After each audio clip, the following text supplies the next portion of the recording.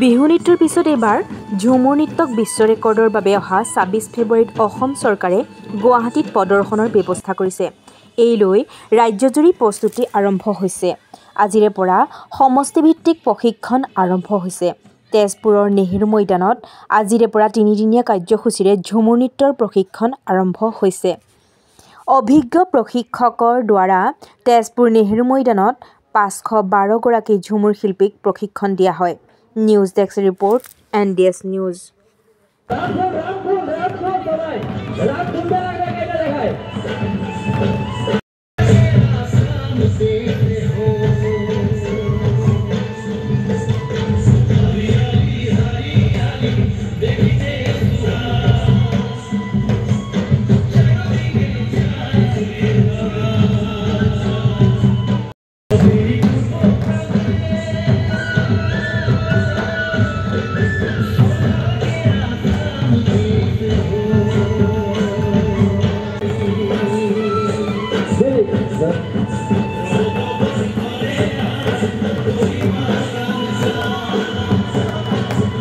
অসম চৰকাৰক ধন্যবাদ দিব বিচাৰিছোঁ যে আমাৰ চাহ জনজাতি আদিবাসী যি নৃত্য ঝুমুৰ নৃত্যটি বিশ্ব দৰবাৰলৈ লৈ যাবৰ কাৰণে আমাক ইমান ডাঙৰ এটা সুযোগ দিছে আৰু আমি সেই সুযোগ লৈ আমি আজিৰ পৰা আমাৰ LAC লেভেল সমষ্টি পৰ্যায়ৰ আমাৰ যি সিলেকশ্যন প্ৰক্ৰিয়া আছিলে আমি আজি আৰম্ভ কৰিছোঁ আৰু আমাৰ এতিয়ালৈকে বৰ্তমান ভালেখিনি আমাৰ যিবিলাক পাৰ্টিচিপেট আমি পাইছোঁ আৰু সেইখিনিয়ে আমি সিলেকশ্যন কৰিব লাগিব ভালমতে। আমি যেনেকৈ আজি মানে আমাৰ সন্ধিয়া 5টালৈকে আমাৰ প্ৰগ্ৰাম চলিব আৰু আজি সিলেকশ্যন যিসকল শিল্পী সিলেকশ্যন হ'ব সেইসকল শিল্পীক আমি অহা কাইলৈৰ পৰা মানে ট্ৰেইনিং দিম। আমাৰ ইয়াৰ নদুৱাৰ সমষ্টি, বৰচলা সমষ্টি, ঢেকীয়াজুলি সমষ্টি আৰু ৰাঙাপাৰা সমষ্টি আৰু তেজপুৰ সমষ্টি, আমাৰ 5টা সমষ্টি একেটা দিনতে আমাৰ মানে LAC লেভেলৰ যি ট্ৰেইনিং আছিলে চলি আছে বৰ্তমান। আৰু সেই LAC লেভেলত যিসকল শিল্পীয়ে উত্তীৰ্ণ হ'ব বা চিলেক্ট হ'ব আমি 29 তাৰিখৰ পৰা সেইসকল শিল্পীক আমি প্ৰশিক্ষণ দিম প্ৰত্যেকটা সমষ্টিত।